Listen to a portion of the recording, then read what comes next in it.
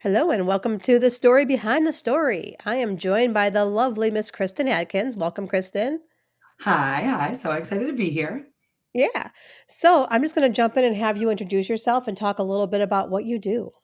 So my name is Kristin Adkins, and currently I am the founder and strategist behind Crash Design Co. And we are a web design agency that works specifically with professional speakers in order to give them online presences that show them off as the expert and get them booked more. Awesome. That was very to the point. I like it. so, so real quick before we jump into the one story stuff, talk a little bit about why you do what you do. Yeah. What drew you into creating websites specifically for speakers? Yeah. So the website side, that was my degree in college. So I always loved that. But the thing was in college, I ended up falling out of love with it. And I ended up being just not good at it. It didn't come easy to me. My degree Mhm. of web design didn't come easy. And so when I graduated, I was like, I don't want to do this. And I just finished out my college career because I was already 3 years in before I realized this isn't what I wanted to do. And it turns out I was heavily involved in a business organization on campus. And it was a sales and marketing organization. It was like all of my friends were there. And I ended up going to an event after I graduated, and I did an internship with NASCAR. Just a side note. I Awesome. did a graphic design internship for them. And then I went to an event as an alumni of this organization just to see my friends. And I basically left with the job that I was going to have for the next 8 years, and I didn't know it. So I started working for them, and I started doing all of these really cool things on top of web design, graphic design. But I got to travel and be a consultant and a speaker across the country, as well as put on events. And the putting on of the events part, I got to meet professional speakers, hang out Mm. with them. They were the coolest people I met in that whole process and that journey. And so when I wanted to go full time, and that's my one story, I knew I wanted to go full time on my own and my business and be an entrepreneur. I basically looked at my network and said, who did I really love meeting these past few years or in my adult life? And it was professional speakers. And so I was like, I need to figure out how I can help them. That's awesome. And, Yeah. yeah, and because obviously I know your one story. So, I mean, if you haven't watched Kristen's one story, make sure you go to the YouTube channel and give her some views because she's also part of a contest too with views. So get out there and give her some views. So let's talk about that. So with one stories, obviously it's when everything changed. What was it? Why did you decide like, yes, I'm all in. Let's tell my personal story on, on a big stage for all to see. What was that like? Yeah, I tend to be someone that if I see something is going on for the first time ever, I want to be a part of it. Ooh. Because I know sometimes a lot of things don't make it to the second time ever.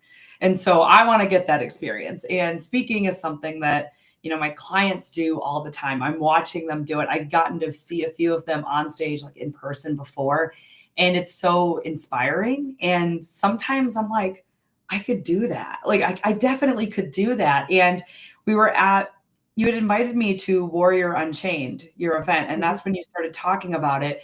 And I was just sitting there like, I think she's talking right to me. I don't Ooh. know what it is, but I feel like she's saying, Kristen, you need to sign up for this. And so I was like, yep, I got to do this. I always wanted to write my own speech, but I didn't think I was a Mm. good writer or anything. I didn't know what I was going to talk about.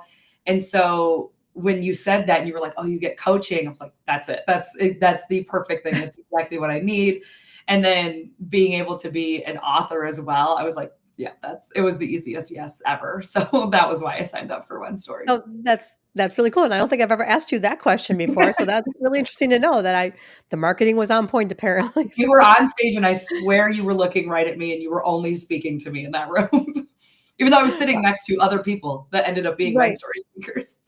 That's aw I love that, and then to your point, what's great is, like you said, to be the first at something because nobody else could be even if, let's say, it would've fizzled and we never did another event, you Yeah, could be the only, but now your group is always gonna be the only ones that did the first time.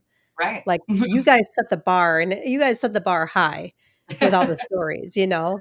Yeah. So, that's really cool, I love that that's how it happened. So, with the coaching, right, it's 6 weeks of coaching twice a week, it's kind of on the basis of come when you can, you Mhm. know, how was that for you going through the coaching? Because obviously, like, I have a specific format for the talks. Did you Mhm. find that challenging or was it helpful? Yeah, I think the coaching was instrumental in, I think, the success of the event as the whole. Because when I first wrote my speech and when I was kind of like outlining it, I didn't go deep enough. And I didn't realize that until like the second week of coaching.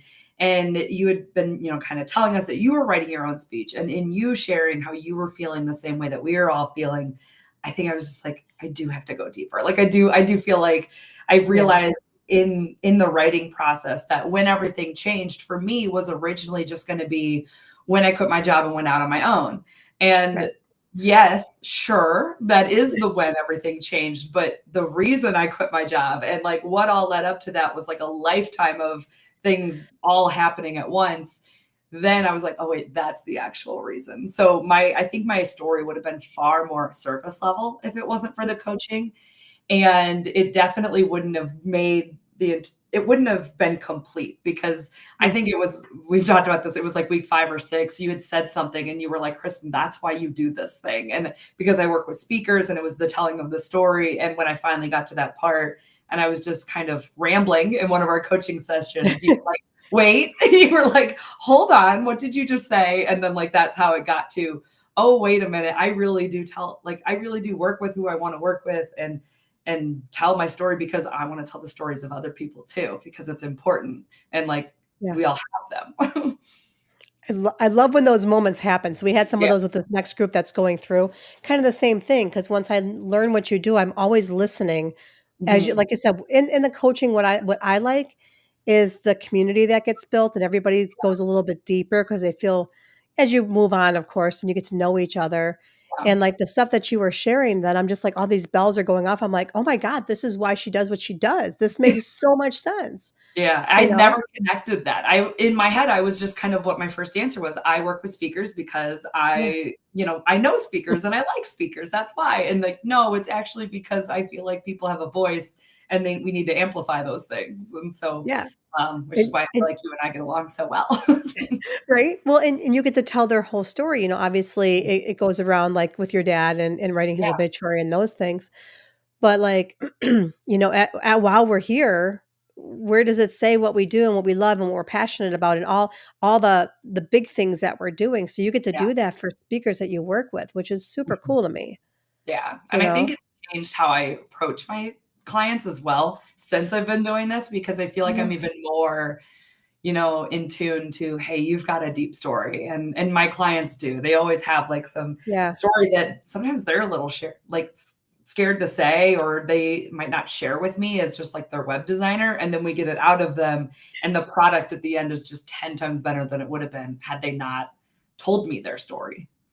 And that's literally why One Stories was born. Because, Mm. and of course, a couple of my clients that I've sent to you that I was coaching Yeah. with, I'm like, "You guys have these incredible stories." I'm like, "Oh, man, I wish there was a stage, like a TEDx just for storytelling," and I'm like, "Well, duh, just create the damn thing." Yeah. Like, you know? You're like, I have literally everything I need. Right, yeah, I could totally do this, so that's awesome. So Yes. what was it like getting on stage? Because obviously, I got to see you speak, at the SBOC conference, and I'm just like, and when I heard it was your first time, I'm like, "No freaking way. There's no way Yeah. this is your first time on sta." Like, I was just like, and I told you, like, you belong on stage, and I've been telling you that ever since, like, you need to Yeah. be on stage. So what was it like on that big, like, theater stage with the spotlight in your eyeballs and you can't really see the audience? Yeah. It was scary, but it was scarier, I think, the day before when we were doing warm-ups, because it was like the lights were on for the first time, and Yeah. I hadn't felt, like, so confident in my speech yet, and I was standing up there, I'm like, "Oh, no, like, I'm not ready," and I'm like, "I gotta say this speech for, like, 24 hours, I'm not ready." But the day of, I think it was just, like, I don't know, it was nice that it was such an intimate group and we all were Yeah. in the audience for each other, and these are people that, like you'd said, we were on Zoom calls with each other for the past 6 weeks. I was just basically retelling my story that I had already told to familiar faces, and so I feel like that was really helpful. Yeah. But what you don't know, Wendy, is, like, the Friday before Wen Stories. So we did Wen Stories on, like, a Monday, I think. Yeah. Monday or Tuesday, and the Friday before, I had given a speech and I wasn't prepared for it. It was something I'd never given before. I didn't feel good about it before, during, or after. And so like I was coming into Wen Stories with like a loss, I felt like. Like I was like, Oh, I yeah. just bombed a stage before that.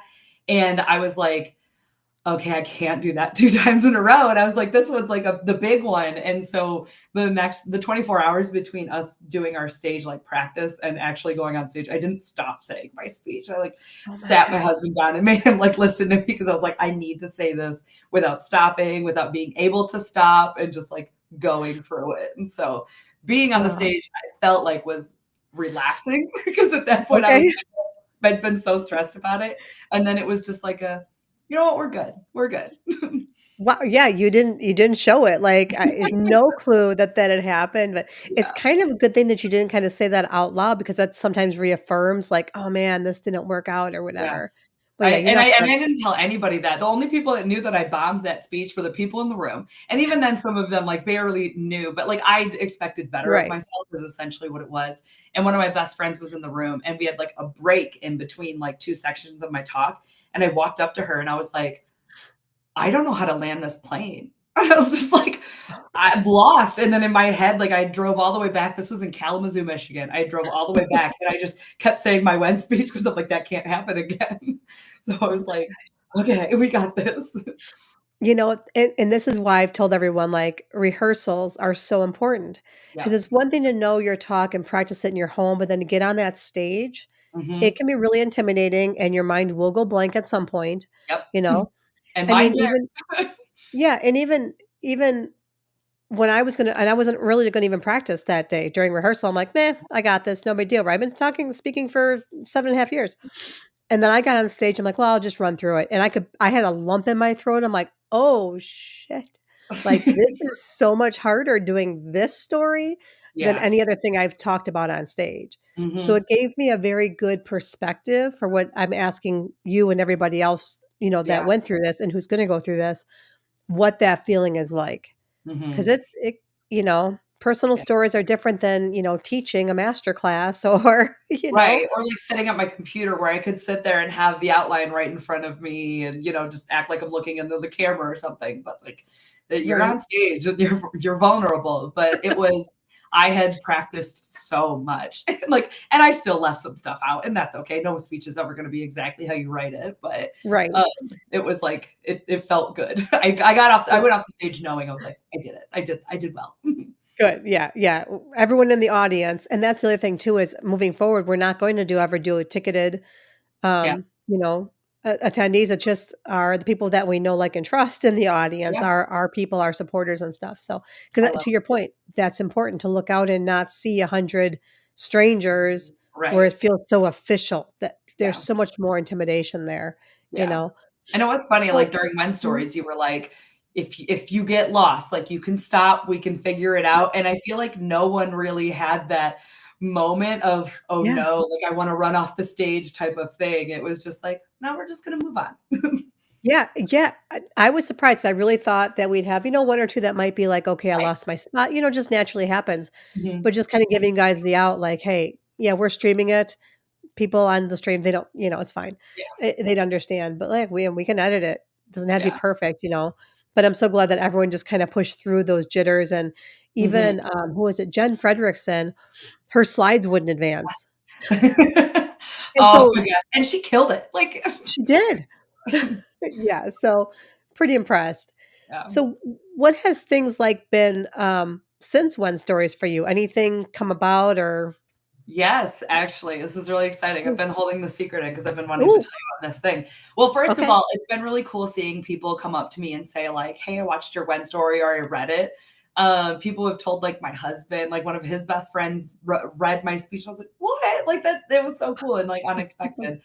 And I've had like family members and everything reach out to me, which has been really cool. But Yeah. actually, tomorrow I am on a podcast for one of like the top web design podcasts, and he's interviewing me about visibility because he's like, I don't know. He's like, he interviewed me probably 3 years ago when I first started doing my business, and it was like I bought a course from him, and so he was like, "Oh, I'm trying to interview some of my students." Okay, cool. And then he reached back out a month ago and he's like, "Can I please get you back on the show? Because I've never seen a web designer do visibility like you're doing." And I know that that's because of the When stories, because like I've been reposting it and posting my videos and like the book and everything. And so like I'm getting on a podcast tomorrow in front of like thousands of web designers and talking Oh about my When stories. That's amazing. Oh, I got goosebumps as you were talking. That's freaking that's so cool. Yeah. Oh my It gosh. was, like, so funny because he reached out to me and he was just like, he's like, "I've been wanting to have you back on," because we've stayed in touch and everything, and he's like, and then it hit me, and he's like, You're doing visibility like web designers don't do." And I was like, There you and so I'm go. teaching See? all of them basically what I wanna talk about is how to weave in what you do with your story and why it's important to tell your story, and web designers generally don't do that because like, they're not used to it. So now Right. I'm bringing When stories to a whole different audience tomorrow. Oh, I love that. That's so I can't wait to hear how that goes, and well, congratulations. That's really cool, you know? Yeah. And who knows who you're gonna inspire in that audience I because know. to your point, like, web designers are probably like, "Oh, I'm happy in my desk and not being out in the Right. forefront. I wanna show off everybody else," Mhm. A lot of web but then designers don't even wanna go to, like, networking events, let alone get on a stage. right? But you have to, like, step out of that comfort zone a little bit Mhm. to show up so that people know who you are and because that's when they buy from you and that's when they wanna hire you. I'd much You rather know? tell my story than try to hard sell somebody, and I think Yeah. the telling of the story is actually much more efficient and Yeah, effective. I think so too. It's Mhm. definitely a quicker path to somebody saying, "Yep, I definitely want her. Like, Mhm. Kristen's my gal, I'm hiring her." Yeah. You know? That's freaking awesome. Well, Yeah. very cool. Well, thank you so much for coming on today and talking with me about your one story and all the cool upcoming stuff you have. No, I'm excited. I tell everybody I'm a published author. Like, I was at a conference last week, and I run their speakers competition. It's actually my former employer because, Okay. everybody quits their job and then works for them for free, works for their former employer for Of free. course. But I was there, and that was where a lot of people were saying like that they had saw the thing, but it was someone was like, "Hey, you need to update your bio, like what I introduced on stage for you before you come up." And I was like, "Oh yeah," and like because he's like, "I have last year's. Has anything changed?" And I was like, "Something has changed," and I like Yeah. made sure he said author first because I was like, Yeah. "I'm an author." Well, and we're hoping that the One Stories, speakers just like when you say I'm a TEDx speaker, Yeah, I can't wait till the One Stories speakers, like, really lands for people like, "Oh, you did a One Story?" Be like, right. "I was one of the first." So all we all have to do our part and tell everybody about it. Right. Well, thank you so much, Kristen. I appreciate you so much.